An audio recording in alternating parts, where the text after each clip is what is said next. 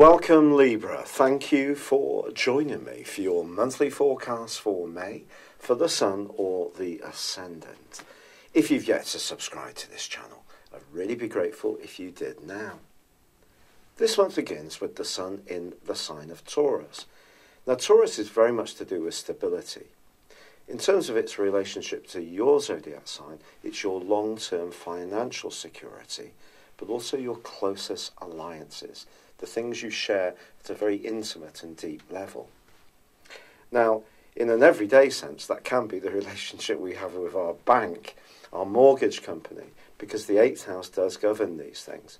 But it's also in a more spiritual sense, who we are absolutely, totally tucked up close to.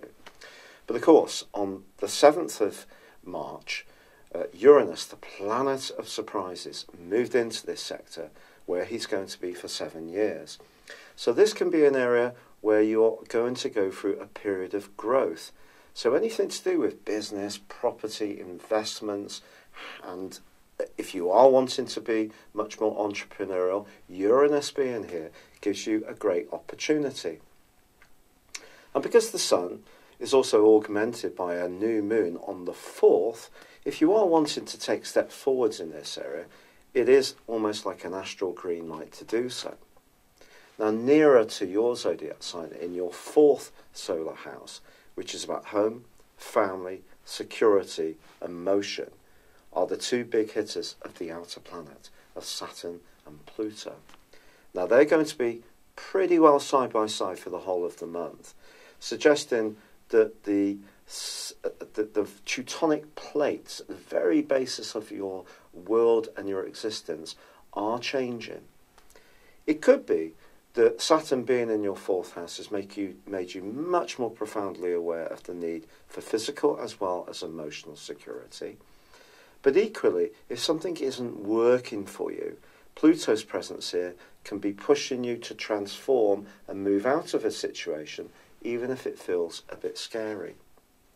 Now, the fascinating thing as this month begins is that Mercury and also your ruler Venus are in your sector of relating. So I do think that the lines of communication can be open, but the big thing that's going to happen at the very heart of this month is that Mars is going to hustle and bustle its way into the most prominent part of your horoscope, known as the 10th house. Here he's going to give you a great deal more assertiveness, a great deal more desire to have your voice heard. After all, Libra, you are a cardinal sign, one of the leaders.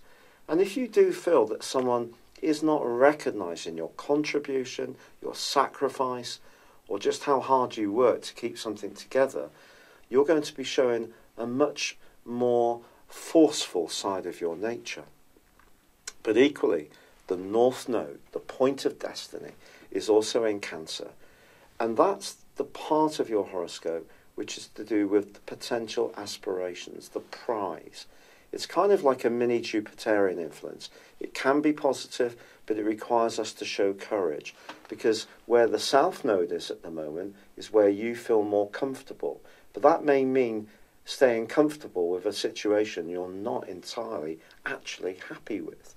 So Mars moving into the 10th house is actually a prod to you personally, to recognise if you are negating your truest ambitions through some kind of fear of stepping out beyond the immediate security that you have. Even if it's not meeting all your needs, are you settling?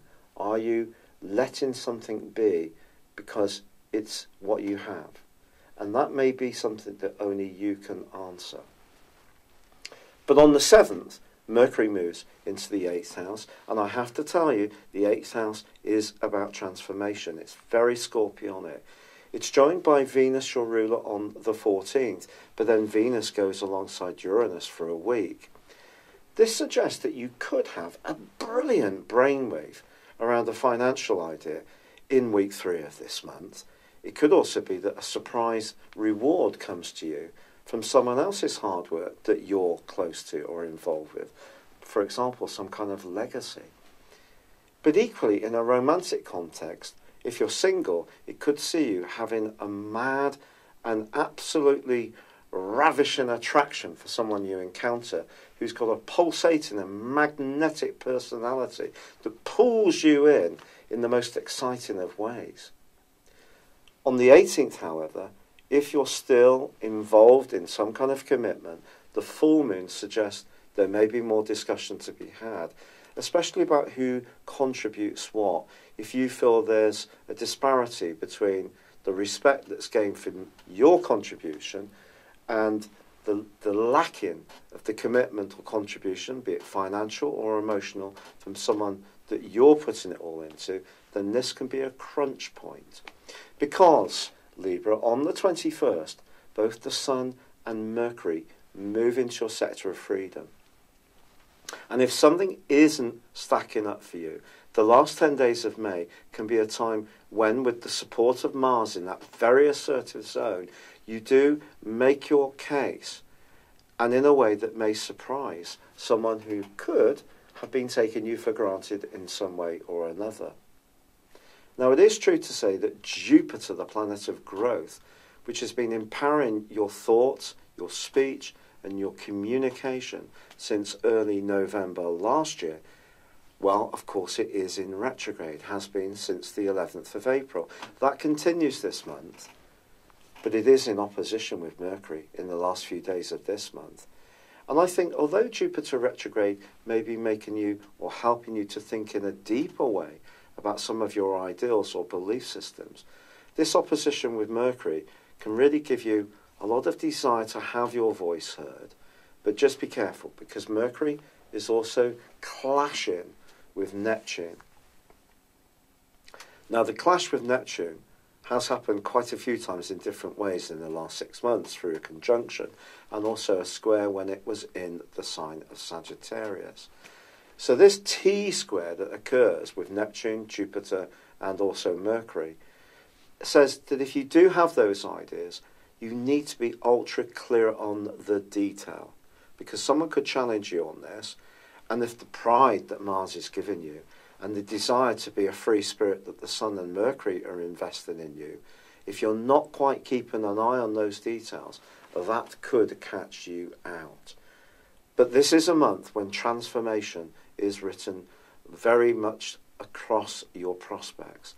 And I do feel it could see you leaving a home that you're living in at the present time, renovating somewhere, redecorating, moving to somewhere different, smaller, bigger, depending on your circumstances, separating from something that isn't working for you at a deep, committed level, or finding a magnetic pull to come together with someone who really does excite you. It just depends on your unique circumstances.